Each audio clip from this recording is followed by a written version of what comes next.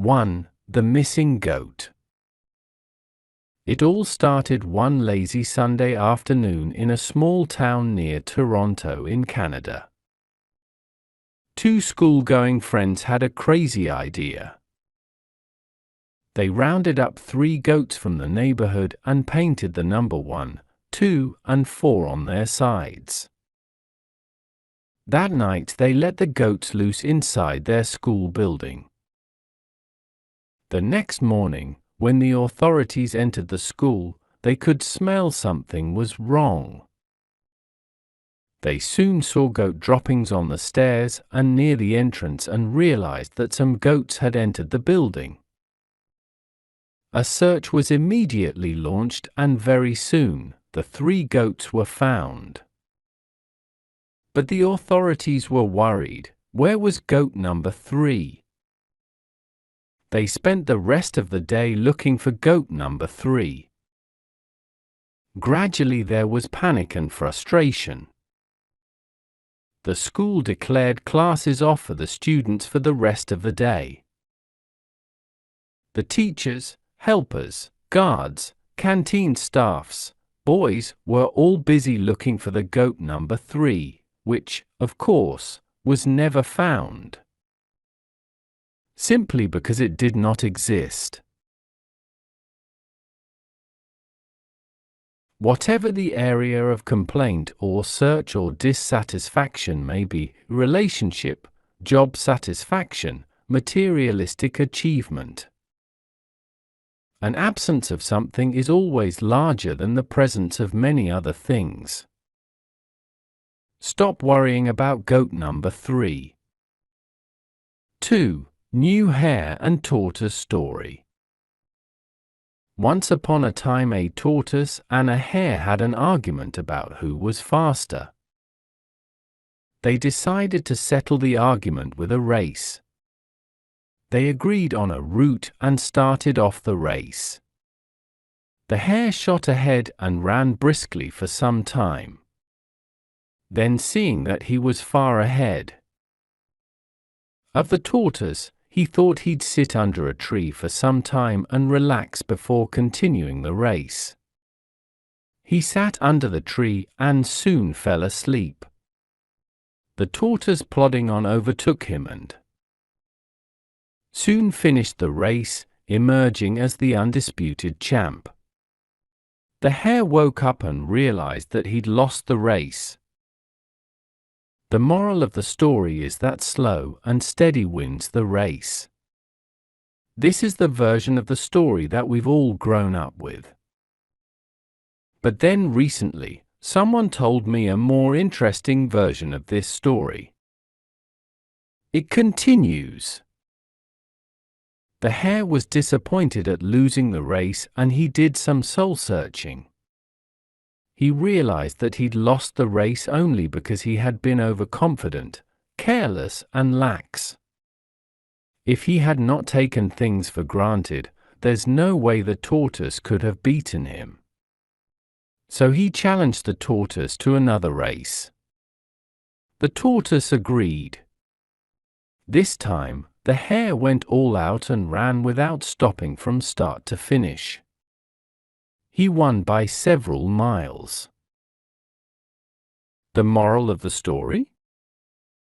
Fast and consistent will always beat the slow and steady. If you have 2 people in your organization, one slow, methodical and reliable, and the other fast and still reliable at what he does, the fast and reliable chap will consistently climb the organizational ladder faster than the slow, methodical chap. It's good to be slow and steady, but it's better to be fast and reliable. But the story doesn't end here. The tortoise did some thinking this time, and realized that there's no way he can beat the hare in a race the way it was currently formatted. He thought for a while, and then challenged the hare to another race, but on a slightly different route. The hare agreed. They started off. In keeping with his self-made commitment to be consistently fast, the hare took off and ran at top speed until he came to a broad river. The finishing line was a couple of kilometers on the other side of the river. The hare sat there wondering what to do. In the meantime, the tortoise trundled along, got into the river, swam to the opposite bank, continued walking, and finished the race. The moral of the story? First, identify your core competency and then change the playing field to suit your core competency. In an organization, if you are a good speaker, make sure you create opportunities to give presentations that enable the senior management to notice you. If your strength is analysis, make sure you do some sort of research, make a report, and send it upstairs. Working to your strengths will not only get you noticed, but will also create opportunities for growth and advancement. The story still hasn't ended. The hare and the tortoise, by this time, had become pretty good friends, and they did some thinking together. Both realized that the last race could have been run much better. So they decided to do the last race again, but to run as a team this time. They started off, and this time the hare carried the tortoise till the river bank. There, the tortoise took over and swam across with the hare on his back. On the opposite bank, the hare again carried the tortoise, and they reached the finishing line together. They both felt a greater sense of satisfaction than they'd felt earlier. The moral of the story? It's good to be individually brilliant and to have strong core competencies, but unless you're able to work in a team and harness each other's core competencies, you'll always perform below par, because there will always be situations at which you'll do poorly and someone else does well.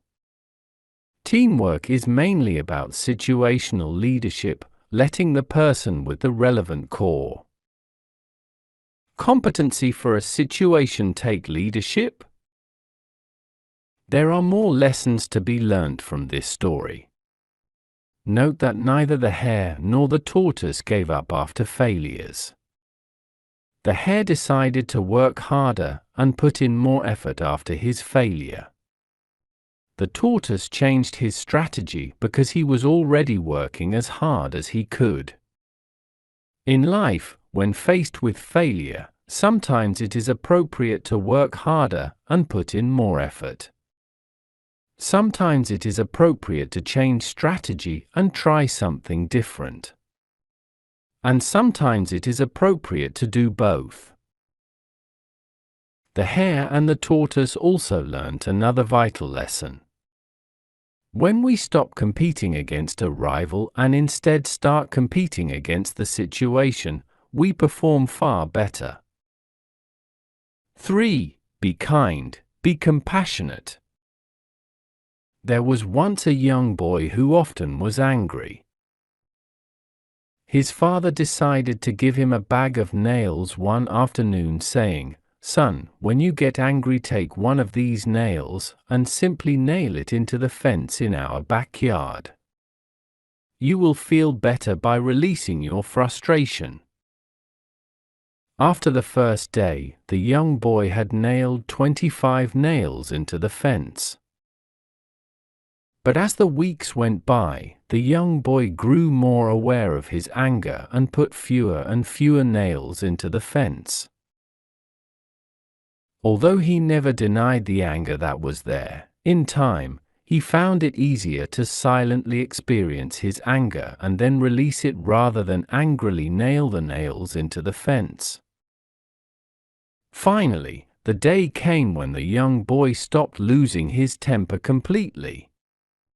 On that day, his father said to him, "Son, now go to that fence and pull out a nail for each day that you could manage your anger and hold it in a responsible way. A day later, the boy went to his father and told him that each nail had been removed from the fence. The father replied, "I am proud of you, son. I would like you to look at the holes that you have made in the fence." When things are said in anger, irritation, or frustration, you can put a hole into someone just like you have put a hole into that fence. Although you may retract your words and apologize, the scar can remain for a long, long time. So be kind. Be compassionate. Importance of having friends. Once upon a time, a lonely hawk lived on a tree by the riverside. He was young and handsome, but he had no friends. One day, he saw a beautiful she-hawk sitting on a tree and wanted to marry her, but the she-hawk refused to marry him, as he had no friends. "Will you marry me if I make 3 friends?" he asked. She said that she definitely would. The hawk then went looking for friends. While flying on the other bank of the river, he saw a huge tortoise. The hawk flew down to him and said, "Dear tortoise, will you be my friend and help me in my hour of need?" The tortoise agreed to become his friend and said, "Call me whenever you need me, and I shall come to your side." The hawk also promised him his help at any time and then flew in search of the second friend. Soon, he came upon an osprey. The hawk went to it and asked her if she would be his friend and help him in time of his need. The osprey very gladly accepted his friendship and offered her help whenever he needed it. The hawk was glad that he had made 2 friends. He went on searching for a third friend. He flew over the jungle and saw a tiger. Fearless as he was, he went near the tiger and requested him to be his friend. The tiger readily accepted his friendship and said, "From now onwards, I am your friend. Nobody will harm you. If anyone tries to harm you, call me and I will be there to help you." The hawk was very happy. He thanked the tiger, flew back to the she-hawk and said, "I have made 3 friends, a tortoise, an osprey, and a tiger. Will you marry me now?" The she-hawk agreed to marry him. Soon, their marriage took place. The 3 friends attended the hawk marriage. After some months, she-hawk gave birth to 2 baby hawks. The parent hawks were very happy to have cute little babies. They lived happily in their nest. One day, 2 hunters came and sat under that tree. They were tired and hungry. They had not been able to hunt any animal. They decided to catch some fish. But they couldn't catch even a single fish. It was getting dark and the hunters decided to spend the night under that tree. To keep themselves warm, they lit a fire. The fire soared high. The hawk babies on the tree could not bear the heat and the smoke coming out of the fire. They started crying. The hunters heard their cries. One of them said, "There are birds on this tree. Let us catch them. We shall roast them on the fire and eat them." The other one agreed. The hawks heard them and were really worried about the safety of their babies. The she-hawk suggested that they seek help from their friends. The hawk went to the osprey and told her his problem. The osprey said, "Go home and protect your babies. I shall tackle with the hunters." The osprey dived into the river and then flew over the fire. The water from her wet feathers fell on the fire. She repeatedly dived into the river and flew over the fire. The water from her feathers put off the fire. The hunters decided to light the fire again. However, as soon as they lit the fire, again the osprey put it off. In the meantime, the hawk went to get help from the tortoise. When the tortoise heard about the hawk problem, he said to him, "Do not worry, dear friend, I will be there in no time and tackle the hunters in my own way. Go and protect your family." The hawk flew to the tree and the tortoise reached the tree. He went quite close to where the hunters were sitting and trying to light the fire again. The hunters saw the tortoise and one of them said, "Look, there is a huge tortoise. Let's forget about the hawks and catch this tortoise." The other hunter agreed and said, "Let's tear our shirts and make a rope. We shall tie its one end to the tortoise and other to our waists. Then we will pull the tortoise with all our strength." The other hunter liked the idea. Soon, they make a rope out of their shirts. They tied one end of the rope to the tortoise's legs. Then, trying the other end to their waist, they could not pull the tortoise. The tortoise's strength was much greater than the two hunters were together. The tortoise pulled the two men into the water. Once, inside the water, it was very easy for the tortoise to drag them. With great efforts, they cut the rope that was tied to their waist and swam back to the bank. They were now feeling very cold. They had lost their shirts. They thought of making a fire again. Seeing them collecting leaves and twigs, the hawk was worried again. He flew to the forest and called his third friend, the tiger. He found the tiger at the edge of the forest. When the tiger heard the hawk problem, he immediately rushed towards the riverbank. The hunter had now lighted the fire, and one of them was preparing to climb the tree to get the hawk babies. Just then, the tiger reached the tree. Seeing the tiger, the hunters ran from there and never came back again. The hawk thanked all his three friends for their kind and timely help. He also realized that it is very important to have at least a few friends. The female hawk was very wise in advising the hawk to make friends before marrying him. 5. Real cost. A 6-year-old boy was in the market with his 4-year-old sister. Suddenly the boy found that his sister was lagging behind. He stopped and looked back. His sister was standing in front of a toy shop and was watching something with great interest. The boy went back to her and asked, "Do you want something?" The sister pointed at a doll. The boy held her hand and, like a responsible elder brother, gave that doll to her. The sister was very, very happy.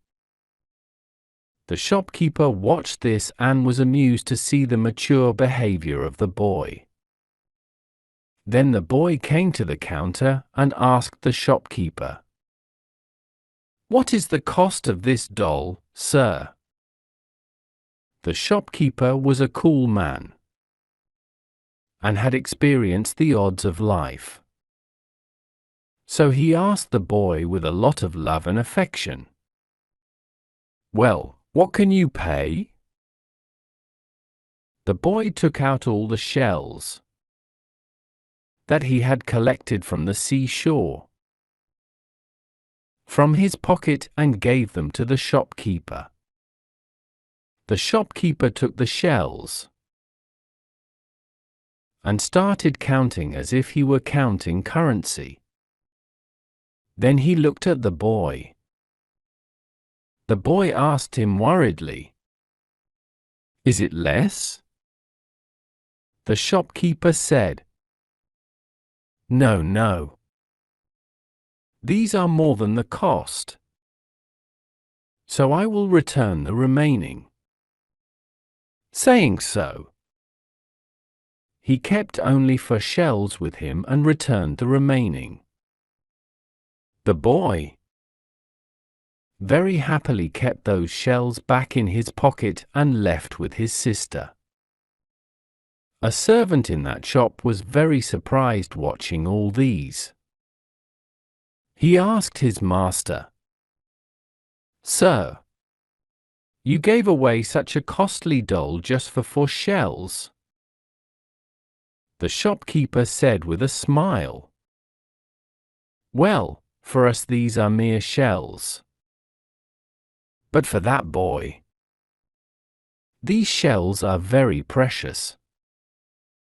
And at this age he does not understand what money is. But when he will grow up, he definitely will.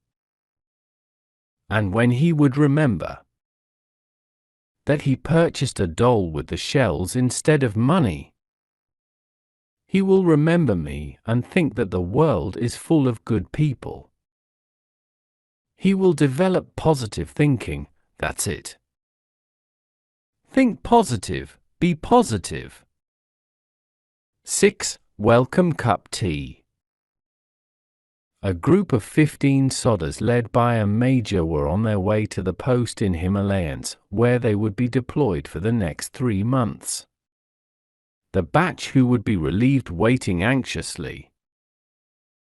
It was cold winter and intermittent snowfall made the treacherous climb more difficult. If someone could offer a cup of tea, the major thought, knowing it was a futile wish.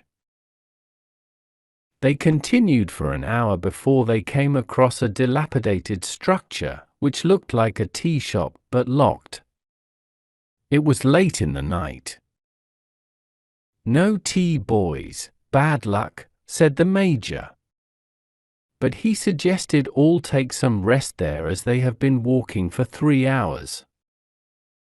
"Sir, this is a tea shop and we can make tea." "We will have to break the lock," suggested one sodder. The officer was in great dilemma to the unethical suggestion, but the thought of a steaming cup of tea for the tired sodders made him to give the permission. They were in luck. The place had everything needed to make tea, as also packets of biscuits. The sodders had tea and biscuits and were ready for the remaining journey. The major thought they had broken open lock and had tea and biscuits without the permission of the owner. But they're not a band of thieves, but disciplined soldiers. He took out a 1,000 rupees only note from his wallet, placed it on the counter, pressed under sugar container, so that the owner can see. The officer was now relieved of his guilt. He ordered to put the shutter down and proceed. 3 months passed. They continued to do gallantly in their works and were lucky not to lose anyone from the group in the intense insurgency situation. It was time for another team to replace them. Soon they were on their way back and stopped at the same tea shop, which was open and owner was present in the shop. The owner, an old man with meager resources, was very happy to greet 15 customers. All of them had tea and biscuits. They talked to the old man about his life and experience, especially selling tea at such a remote place. The old man had many stories to tell, replete with his faith in God. "Oh, "Baba, if God is there, why should he keep you in such poverty?" commented one of them. "Do not say like that, Sahib. God actually is there. I got a proof 3 months ago. I was going through very tough times because my only son had been severely beaten by terrorists who wanted some information from him which he did not have. I had closed my shop to take my son to hospital. Some medicines were to be purchased and I had no money. No one would give me loan for fear of the terrorists. There was no hope, Sahib. And that day, Sahib, I prayed to God for help. And Sahib, God walked into my shop that day. When I returned to my shop, I found lock broken. I felt I was finished. I lost whatever little I had.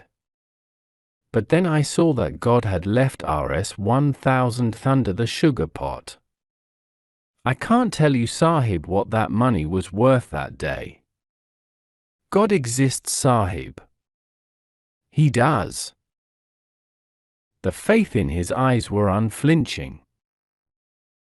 15 pairs of eyes met the eyes of the officer, and read the order in his eyes clear and unambiguous: "Keep quiet." The officer got up and paid the bill. He hugged the old man and said, "Yes, Baba, I know God does exist.